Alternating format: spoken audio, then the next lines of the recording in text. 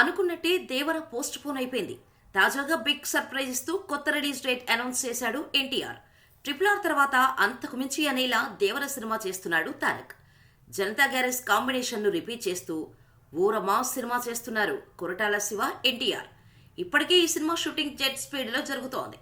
అయితే ఈ మధ్య దేవర సినిమాలో విలన్ గా నటిస్తున్న సైఫ్ అలీ ఖాన్ కు షూటింగ్ లో గాయాలవటంతో ప్రస్తుతం షూటింగ్ బ్రేక్ లో ఉంది. ఈ నెల చివర్లో తిరిగి దేవర షూటింగ్ స్టార్ట్ చేసే ఛాన్స్ ఉంది.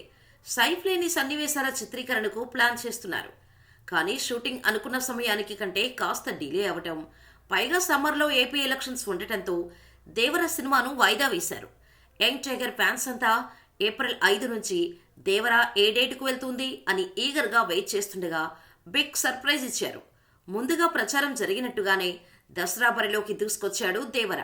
లాంగ్ వీకెండ్ ను టార్గెట్ చేస్తూ అక్టోబర్ 10న దేవర పార్ట్ 1 గ్రాండ్ గా రిలీజ్ అవుతుందని సాలిడ్ పోస్టర్ తో అనౌన్స్ చేశారు. భయానికే భయం పుట్టేలా అక్టోబర్ 10న ఎలక్ట్రిఫైయింగ్ సునామీ వస్తుందంటూ ప్రకటించారు.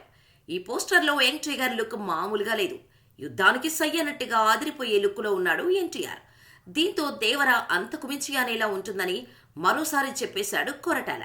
కానీ దేవర ఏకంగా 7-8 నెలలు వెనక్కి వెళ్లడంతో టైగర్ ఫ్యాన్స్ కాస్త డిసప్పాయింట్ అవుతున్నారు.